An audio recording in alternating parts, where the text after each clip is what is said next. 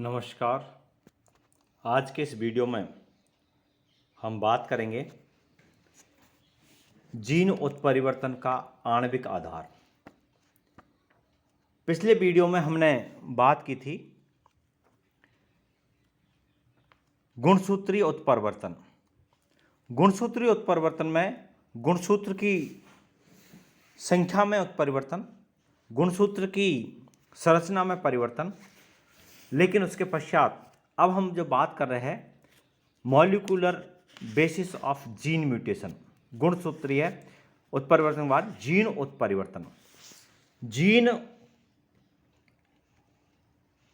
शब्द एक अपने आप में महत्वपूर्ण स्थान रखता है और ह्यूगो डी व्रीज ने उत्परिवर्तन शब्द का प्रयोग किया था जो जीन में उत्परिवर्तन के लिए एक की पॉइंट है, बिंदु है। तो जीन उत्परिवर्तन या बिंदु उत्परिवर्तन कारकीय उत्परिवर्तन या सत्य उत्परिवर्तन होते हैं और जीन उत्परिवर्तन के द्वारा किसी व्यष्टि या कोई पॉपुलेशन जिसको हम कहते हैं उसमें काफ़ी पॉजिटिव प्रभाव पड़ जाते हैं और कभी कभी व्यवहार में जीन उत्परिवर्तन और गुणसूत्रों में पाए जाने वाले संरचनात्मक परिवर्तनों के मध्य विभेद कठिन हो जाता है। फिर भी हम यहाँ पर जीन उत्परिवर्तन के कुछ जो प्रभाव है उसके बारे में अध्ययन करेंगे। इतिहास उत्परिवर्तन शब्द का प्रयोग ह्यूगो डी व्रीज ने किया है जैसा कि मैंने अभी आपको बताया है।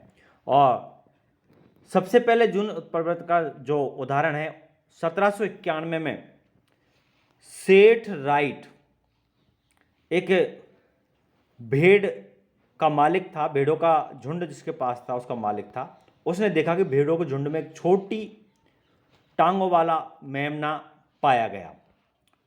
तो उसने देखा कि और जो भेड़ें हैं वो उनका जो बाड़ा था जिसको वो उसमें बंद करता था वो उसको फुदक के बाहर निकल जाती थी, लेकिन वो छोटी टांगों वाला जो मेमना है वो उसको फुदक के बाहर नहीं जा सकता था। तो इस व्यक्ति ने सोचा कि क्यों ना ऐसा किया जाए कि ये सभी भेड़ें इसी प्रकार की हो जाए और इनको कंट्रोल करना मेरे लिए बहुत इजी हो जाए। तो उसकी उत्तरोत्तर पीढ़ियों में यह लक्षण वंशागत हो गया था और ऐसी प्रजाति विकसित हुई जिनमें सभी भेड़ें छोटी टांग वाली थी और ये लक्षण अप्रभावी उत्परिवर्तन का परिणाम था। इसी में जब 1910 में उत्परिवर्तन के अध्ययन के लिए ह्यूगो डी व्रीज और उसके पश्चात जो वैज्ञानिक थे मॉर्गन ने फल मक्खी में अपना कार्य प्रारंभ किया। डी व्रीज ने ऑर्निथोरा लैमार्कियाना में उत्परिवर्तन का अध्ययन किया और उत्परिवर्तन के जो लक्षण हैं, अभिलक्षण हैं, उनको हम देखते हैं। तो उत्परिवर्तन अभिलक्षण के लिए मुख्य लक्षण है नंबर 1 सामान्य उत्परिवर्ती विकल्पी युग्म विकल्पी उनके वन्य प्रारूप जिनको वाइल्ड टाइप कहते हैं या सामान्य युग्म विकल्पियों के प्रति अप्रभावी होते हैं, लेकिन कुछ उत्परिवर्तन प्रभावी होते हैं जैसे कि ड्रोसोफिला में खांचदार पंख, नॉच्ड विंग। दूसरा, उत्परिवर्तन किसी भी जीन पर हो सकता है यानी किसी भी गुणसूत्र पर स्थित जीन पर हो सकता है। तीसरा है अधिकतर उत्परिवर्तन है हानिकारक होते हैं लेकिन कुछ लाभदायक होते हैं। लाभदायक उत्परिवर्तनों को फसल सुधारने के उपयोग में लाया जाता है। उत्परिवर्तन पुनरावृत्ति होते हैं यानी कि समान उत्परिवर्तन एक पीढ़ी के अलग अलग व्यष्टि में हो सकते हैं। प्रकृति में उत्परिवर्तन बिना किसी ज्ञात कारण के होते हैं और उन्हें स्वतः उत्परिवर्तन कहते हैं। अधिकतर जीनों के लिए स्वतः उत्परिवर्तन की दर है बहुत कम होती है जिनका रेंज है 10⁻⁷ से 10⁻⁻⁴, -7 से -4 के मध्य होता है। और जो उत्परिवर्तन को जीन्स है स्वतः उत्परिवर्तन की उच्च दर प्रदर्शित करते हैं और ये जीन्स अपरिवर्तनशील जीन्स कहलाते हैं। जीनोम या संजीन के कुछ जीन्स अन्य जीनों की स्वतः उत्परिवर्तन की दर को बढ़ा देते हैं। ऐसे जीन्स को उत्परिवर्तनकारी जीन्स कहते हैं। कुछ जीन संजीन के कुछ अन्य जीनों के उत्परिवर्तन को दबा देते हैं। ऐसे जीन्स को प्रति उत्परिवर्तनकारी जीन्स यानी एंटी म्यूटेटेड जीन्स कहता है। 10वां जो लक्षण है, जीन्स की सूक्ष्म संरचना विशेष जो विश्लेषण है, सूक्ष्म संरचना विश्लेषण से ज्ञात होता है कि जो उत्परिवर्तन समान लक्षण प्रारूपी उत्पन्न करते हैं तथा एक जीन में अलग अलग स्थलों पर स्थित होते हैं हो सकते हैं। और 11वां जो लक्षण है, जीन में कुछ स्थलों पर उत्परिवर्तन दर उच्च होती है, इन्हें तप्त स्थल हॉट स्पॉट कहते हैं। और कुछ कारक जैसे भौतिक व रासायनिक कारक उत्परिवर्तन को प्रेरित करते हैं, उन्हें उत्परिवर्तन जन कहते हैं, म्यूटाजेंस कहते हैं। और एक जीव के किसी भी ऊतक या कोशिका में उत्परिवर्तन पाए जाते हैं। प्रेरित उत्परिवर्तन की दर वातावरणीय कारकों द्वारा प्रभावित होती है। अधिकतर उत्परिवर्तन युग्म विकल्पी, बहुविकल्पी या बहुप्रभाविता वाले होते हैं। उत्परिवर्तन अग्र व उत्क्रम दोनों दिशाओं में होते हैं। अब उत्परिवर्तन हुआ या नहीं हुआ है, किसी भी जीव में उत्परिवर्तन हुआ या नहीं हुआ, इसका ज्ञान करने के लिए, डिटेक्शन करने के लिए कई सारी विधियों का उपयोग किया गया है। जिसमें प्रथम विधि, जैसे हम यहाँ पर देख रहे हैं कि जो विधि है यहाँ पर CLV विधि, फर्स्ट जो विधि है इसकी CLV विधि दिख रही है। और दूसरी है यहाँ पर ये CLV म्यूलर विधि। तीसरी है जुड़े हुए X क्रोमोसोम की विधि। और चौथी है घातक अथवा दृश्य उत्परिवर्तन, दृश्य एगलिंग सूत्री उत्परिवर्तन की पहचान। तो अब हम, जैसा कि इसमें उत्परिवर्तन का अभिज्ञान करने कुछ विधियां है, उसमें हम पहली बात करते हैं CLV विधि। CLV विधि का उपयोग, जिसमें नंबर 1 विषम युग्मजीय अवस्था में एक व्युत्क्रम के रूप में जीन विनिमय विरोधक या क्रॉसिंग ओवर है, C gene, cross suppressor C genes है, C जीन्स है, इसके आधार पर हम इसको ज्ञात कर सकते हैं। दूसरा, X गुणसूत्र पर विषम युग्मजीय एक अप्रभावी घातक जीन, रिसेसिव जीन L है। और तीसरा है शंकर नेत्र, जो शंकर नेत्र है, बेयर्ड आई है, जिस पर एक बार पाया जाता है, के लिए एक प्रभावी सूचक है, डोमिनेंट मार्कर जीन या शलाखित जीन, बार जीन। अब इसका अध्ययन करने के लिए क्या किया, एक मादा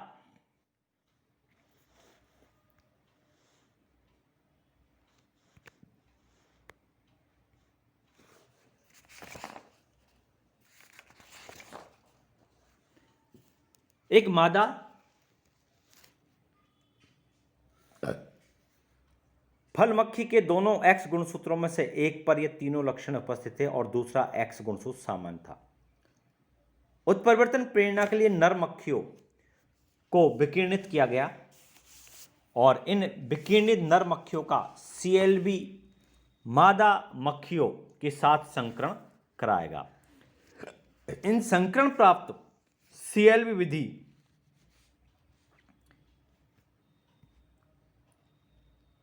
के अंतर्गत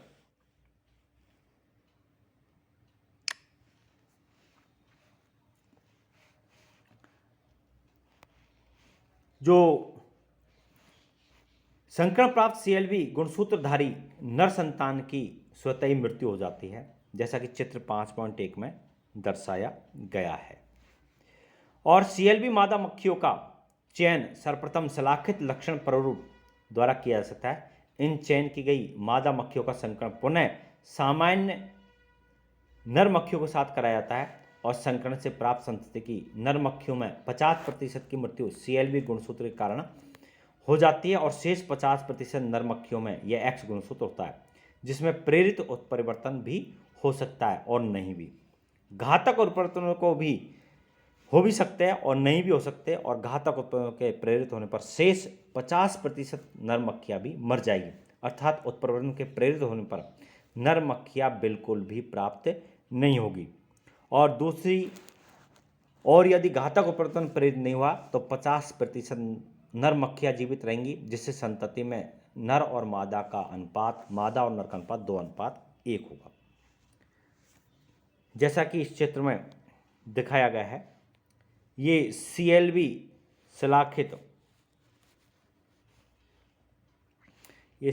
शलाखित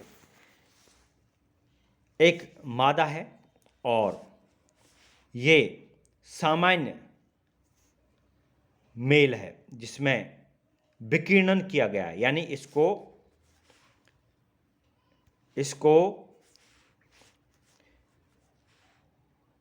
एक्स रेडिएशन से ट्रीटेड किया गया। जब इनके मध्य संकरण कराया जाता है तो उससे पहले इनका जैसे युग्मक बनता है, तो युग्मक में आप देख रहे हो कि मादा का एक युग्मक, एक गुणसूत्र ऐसा है जिसमें CLB 3 प्रकार के जीन एक पर है और दूसरा प्लस प्लस प्लस है। तीसरा, नर के अंतर्गत जो युग्मक बन रहा है, एक युग्मक में जो प्लस प्लस प्लस साइन वाले गुणसूत्र है, दूसरा बाई गुणसूत्र है।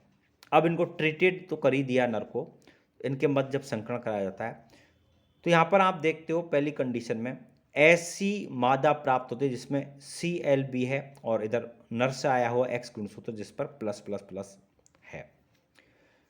दूसरा, दूसरे गुणसूत्र से प्राप्त एक ऐसा जो सामान्य नर है, उसमें एक मादा से आया हुआ X है, दूसरा नर से आया हुआ X है।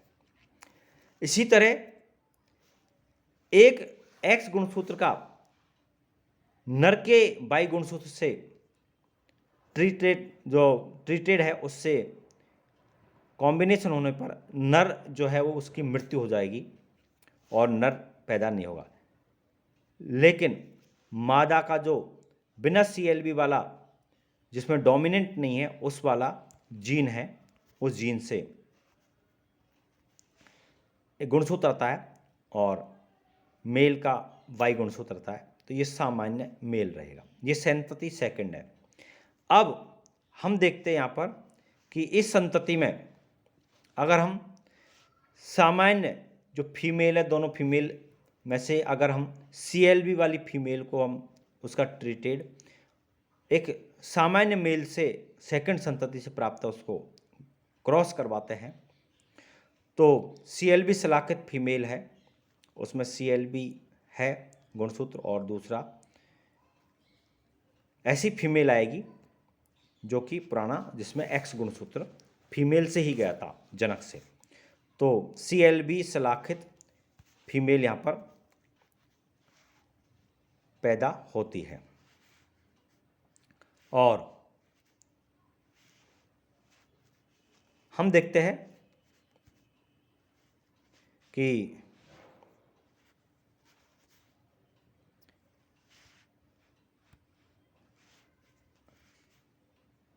अगर दूसरा जो जनक मेल से जो गुणसूत्र आया था जिसमें डार्क है प्लस प्लस प्लस और इधर सामान्य नर से आया हुआ है, उसमें सामान्य फीमेल पैदा होती है। लेकिन अगर CLB ट्रीटेड जो गुणसूत्र है और जो ट्रीटेड वाई गुणसूत्र है उसमें नर की मृत्यु हो जाती है, और इसी तरह दूसरा जो गुणसूत्र है और जो वाई गुणसूत्र आता है तो सामान्य मृत्यु अगर घातक उत्परिवर्तन होता है। तो इस प्रकार इस कंडीशन में घातक उत्परिवर्तन का डिटेक्शन हम इसमें इससे लगा सकते हैं। अगर घातक उत्परिवर्तन होता है तो ये मृत्यु जाएगा, ये तो मृत्यु हो जाएगी और ये वाला नर जिंदा रहेगा और ये दो मादा जिंदा रहेगी। तो यहाँ अनुपात 2:1 की स्थिति अगर तीसरी संतति में रहती है तो इसका मतलब है कि घातक उत्परिवर्तन हुआ है। इस चित्र को देखने से ये स्पष्ट यहाँ पर हो रहा है। धन्यवाद।